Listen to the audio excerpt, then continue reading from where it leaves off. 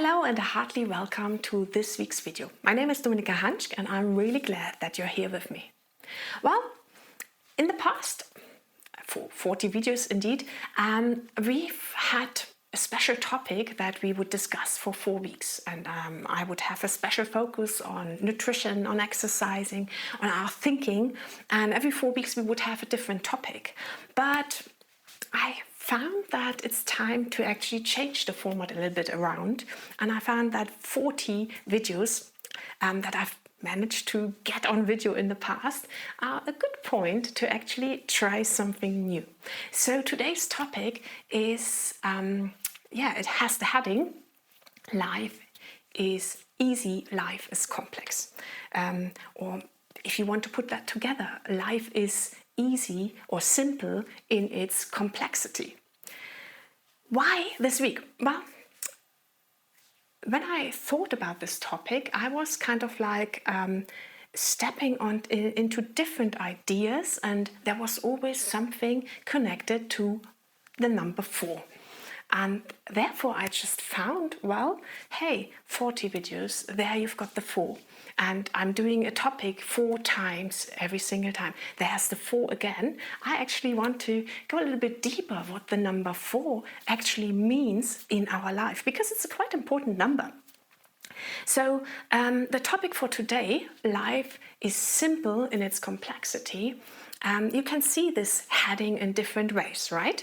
Life is simple. Yes, it is. It is indeed simple, because there are many things that live and that have a good life, but sometimes it's also complex. And in nature, nature behaves in a way that things get more and more chaotic, complex with time.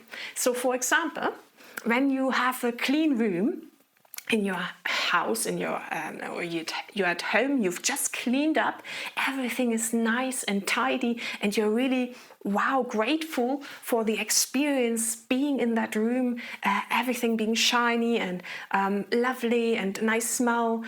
You really enjoy yourself. But what happens from day to day? Things change, right? They get a little bit more complex, a little bit more chaotic, and when the week is gone by, there's lots of stuff lying around, or maybe there's this unfinished project over there and this unfinished project over there. Oh, and I just let that be on the table because I just wanted to finish that off, but I didn't find the time, funnily enough, to just get it done, right? So life, nature tends to, get more complex. And when you actually look into different areas of nature, or different areas like biology, you can actually look at human beings. Okay, human beings, we are pretty complex structure, right? So we have the cells, and the cells that combine each other to organs, and the organs combine each other to form a human being, an organism that can think and can walk, and that's quite complex, right? But when you actually reduce it down to its components, then we only have 4 things that put us together. So there are 4 different DNA puzzle pieces that put us together as a human being. Yeah? So it's just 4 simple pieces, but these 4 simple pieces, in the way they are put together over and over again to form proteins, to form membranes, to form cells, structures, organs, the whole organism, that's just very complex, even though it's very simple.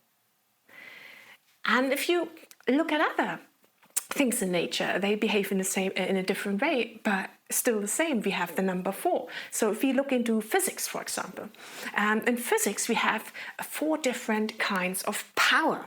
Okay, so we have gravitation. Okay, you know gravitation. That's the thing that locks us to the or that everything falls to the earth. And that's the very thing that keeps us on the earth. And everything that you throw up will fall down again because of gravitation. So that's one of those forces, one of those powers. The second one is the electromagnetic fields, and electromagnetic fields in our life are, for example, the photons which we see, so colors, yeah, the light. That's part of the electromagnetic forces, or electricity. Yeah, it's also part of that that power, that force. Okay, and then it gets a little bit more complex. The next two are the weak and the strong forces, and well, they are difficult to explain, but what you can understand is that they are actually forces that are within the atom, or even smaller in the neutrons and protons, and they keep everything together. But the funny thing is, we have the number 4 again. So it's 4 different forces that keep everything together. Isn't that cool? And if you go further in nature, you realize, well, life gets more and more complicated. But we have systems, order, that help us structure life. So, for example, we have this 4 seasons. 4 again. Okay, so we have summer, where it's hot, where we want to have light clothes, light food to keep us healthy, and we're doing lots of things. We are out and about, and it's nice, it's hot, it's easy going. And then we have the next season coming, autumn, fall, where things actually slow down, where we change. It gets colder, it gets wetter, so we have to change, we have to adjust, and we prepare for the next season, which is winter, where we actually rest and practice peace and reflect what's going on in our life. Is that what we are doing? Still the things we want to achieve? Is that what we are doing? Still, does it still make us happy, or are we just doing it for the sake of doing it? So we can actually reflect our relationships, our jobs, our hobbies, whatever we do, whether we still enjoy the complexity, or rather if we want to take something out and don't do it anymore, or don't connect with certain aspects of our life anymore because it doesn't fit how we truly feel. Or on the other way, do we actually see that something is missing and that we should put it into our life, into our routines, to actually have a more meaningful life that we really, really, really enjoy? Yeah. Or another example, I really like that one because it's pretty similar to the seasons when you look at our breath. Okay. So we are not just breathing in and breathing out, but we also have the moment where we are full of breath, and we also have the moment where there is no breath in our lungs. Yeah, and those moments are very, very interesting situations, very, very interesting moments in our day-to-day life. So it's not having any breath, there being absolutely peace and tranquility, and there's nothing, nobody, nowhere, no time. Yeah, and then we have the change, and we are breathing in, and we are getting into fullness, and everything is there. Everywhere is something to experience, something to enjoy, and then again, we need the change to actually breathe out, to go to have the change again. Yeah, and that's just nature. That's just what has to happen, and that's very interesting. So life can be very complicated, but it's very simple at the same time, because there are usually very, very simple underlying things underneath that structure it, that we have some kind of order. And when we have situations in life that really frustrate us, or where we think, oh, I have this long list of things to do and I don't know what to do next, then you can be assured that even though your whole life, your whole situation, your whole surroundings look so complex and so difficult, and you don't know what to do next, that actually underneath they're quite simple.